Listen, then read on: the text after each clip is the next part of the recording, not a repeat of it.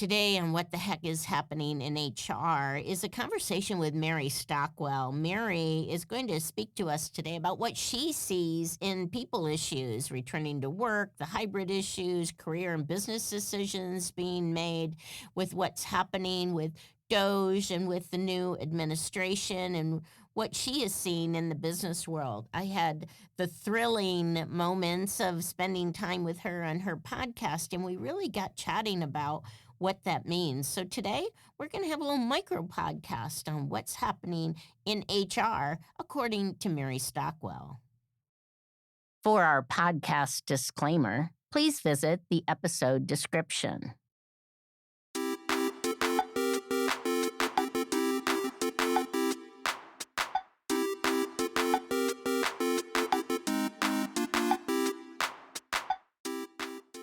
Today, at What the Heck is Happening in HR, we've got Meri Stockwell back. Mary's going to be chatting with us about today's world of people issues. Welcome back, Meri.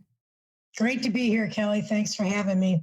Yeah. Oh, I love chatting about this topic with you and certainly enjoyed speaking with you on your podcast where we really had lots of time to talk about it and really got me thinking about other items. So let's talk about it. What are you seeing? What are the big people issues today that you're seeing out there? And then let's dissect a couple. Sure. I think, what I'm seeing out there right now is a convergence of real people issues, return to office friction, career pivots, and how all of that is impacting business decisions. So I see employees, we hear about it, we see it in surveys. They want more flexibility, more purpose, and more say in how they work. So at the same time, companies are trying to figure out how to retain talent, keep up with the pace of change, and still hit their performance goals and targets. So it's really a delicate balance, and how leaders show up right now really matters. Yeah, so what's changed with that? I mean, is it just the return to work? Is it the need to find more purpose? Is it a change in the values of the workforce or those coming into the workforce? What's different today? I think all of that is relevant. I think, talent retention and employee well-being is right up there.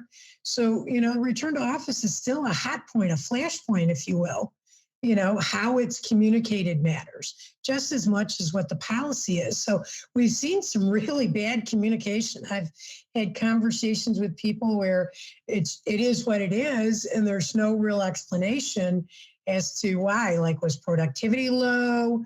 What was going on? So there's been some bad communication. So, I've worked with, leaders who approach it with empathy, considering work style differences and opening up some real conversations. Those are the ones that are really retaining the people. The ones that are not doing that are really saying goodbye to some great people. Yeah, I mean, people just aren't going to put up with this anymore, are they? No, not from the people I'm talking to. Yeah. I think that, they are looking for purpose, and when they're feeling as if they're not being treated, and almost a trust factor, if you will, that, gee, I've been working at home since COVID, doing a great job, no performance issues, and now you want me to return to work, and I'm not seeing how that's going to be of value to my life today. Mm-hmm. Yeah, and there's really nothing that's going to replace that ultimate flexibility, if you will. Right. And another thing that I'm seeing right now is, well-being becoming a leadership strategy. Companies that don't have strong well-being programs, people are not gravitating towards them today. They want to be taken care of. So, let's face it. I mean, people are exhausted. They want flexibility, clarity, and they want support. So mental fitness tools like positive intelligence that I use, as you know, have helped teams, work through and build focus and resilience and better habits without the burnout. Mm-hmm. So, Meri, I got to ask, I mean, when you and I were working together, one of the things I think we always had some of our best conversations were well after 6 o'clock at night because we were still there. And right? Right? Yes. I can picture us still talking when I'm so where is the I mean, were we just foolish? I mean, our the business we were in required relentless performance. There was no doubt, and we believed in the purpose, and we wanted it to succeed, and nobody was really hanging around saying, "How do you feel about this? Are you doing okay?" I mean, that wasn't happening. I mean, what is the change? I mean, how do I address when I have managers going, "Why don't they just suck it up? It's work." Yeah, that's so funny. I can actually picture us sitting there talking as well, and not Exactly. just me, but early because I'm an early bird person. So, being there at 7 was not that was the norm Mm, for me. So, I think that today, um, well-being, having a great mental fitness program or a well-being program, and experiencing what wellness looks like in the workplace today, it boosts productivity, it boosts performance, and guess what else, it boosts profits. mm. Yeah, certainly engaged employees enjoying what they're doing make it a whole lot easier to have those bottom numbers be bigger.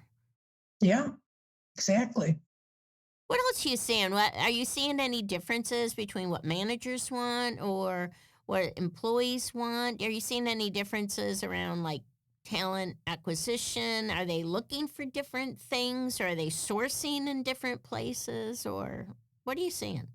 Yeah, I think that their retention is a key issue, right? So, I mean, retaining employees today is top of mind for many. And in fact, it is, one of the top concerns is retaining talent. And I think you've got a couple of things going on in the workforce regarding that. So, um, people are either staying because they love the organization, they're feeling well fed, so to speak, Mm-hmm. or they're not. And several of them are, putting out their own shingle, starting their own business. So I think there's those types of things, but there's also the multi-generational workforce that's going on right now, and organizations have 5 different generations that they're Mm, working with, and the opportunity to learn from that wide ranging skill set and wisdom. And companies that are using that well will help set themselves up for success in the future as well. yeah. I think there's some other things going on too in the workplace. So, um, workplaces say they have to be fast, they have to be agile, they have to be reskilling. One of the things that I know you're an expert at is, succession planning. So, succession planning, what does that look like today? I mean, with things changing so rapidly and the onset of AI and how things can get done so much quicker. I mean, how do you plan when people aren't staying at an organization, looking at it as a career at one organization? I mean, I know you used to have the 9 box, right? And you Right. put people in the different boxes and you'd move through it. I mean, today that real life timeline could be 6 to 9 months. Right. And that question of interviews, where are you going to be in 5 years? I mean, what? What are you talking about? Yeah, exactly. And that comes back to the lifelong learning scenario, right? You have Mm-hmm. to continuously learn, both as an individual and an organization. So, companies that are adapting to these types of things, are and then that are agile and Mm-hmm. able to rebuild quickly are going to be the winners. Yeah. I posted something on LinkedIn the other day, which I was shocked. It was very small. And so normally those sometimes get pushed off in the algorithm. But I put, everyone you meet knows something you don't. Each person has wisdom from their history of experiences. Listen so you learn from each person. And just reminded me of what you just said. Um, because that whole ability to learn from the generations, it isn't about doing it my way, but learning that way. Yeah, I think when we bring the Gen Z energy together with the Boomer wisdom, great things can happen. And it does require, awareness and understanding and helping those teams connect across perspectives. Actually, that's where I've seen some real breakthroughs. Mm-hmm. So, I hear s- some of what you're saying relates to the communication, whether it's between generations or managers and employees or the mission of the organization and what's happening with the workforce. You know, what are we doing about communication today? I mean, we have more ways to communicate than we've ever had in history, and yet communication's still a problem. How do we fix it? And then we can be rich. How do we fix it, Mary? It's just you and I are gonna. Gonna be our secret here. But how do we fix that? I think you really have to weigh confidentiality with transparency. Some things can be shared openly, and I mean, with employees, they must be. And you have to balance that with what's going on in the outside market or things outside of your company. But people want to be talked to. They want to have a greater understanding of why things are Mm, being done. How will it impact them? And what they can do and what they can expect, mm-hmm. 1 day, 1 week, 12 weeks, 1 year from now. So they want a complete understanding. So I think you know, that's where employees then become more engaged when they know, they understand, and they feel that they're being told the truth, Mm-hmm.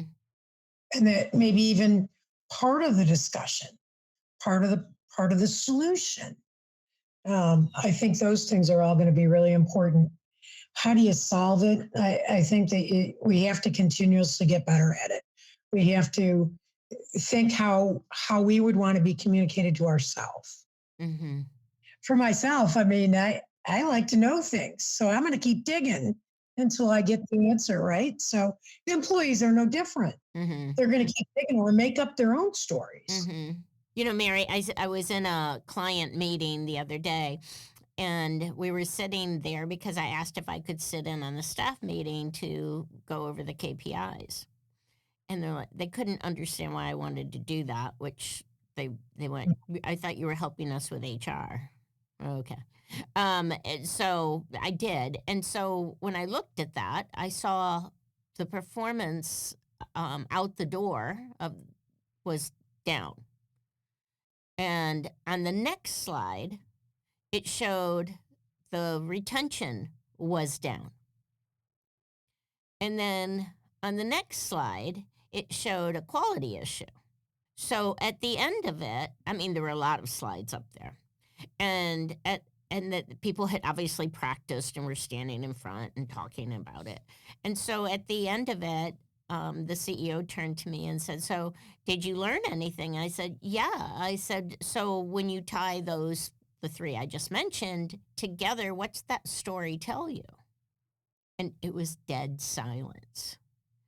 And it was a matter of them collecting data for data purposes, perfecting their presentation, but not taking a moment to look at all of it and think about what's the problem we need to solve that these KPIs are telling us. What are the symptoms showing up today that says there's an issue happening? And so they were using the KPIs as kind of the presentation and not the way to solve the issue or at least alert you to an issue.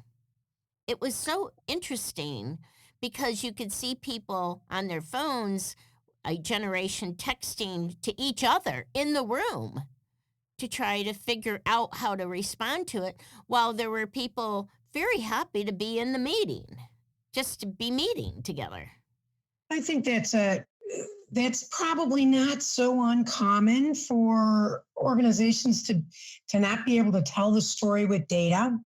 And I think it is so important to be able to do that, because what I heard, just what you were talking about, is they have a quiet quitting problem, Mhm. and they have a total employee disengagement, right? So Yeah.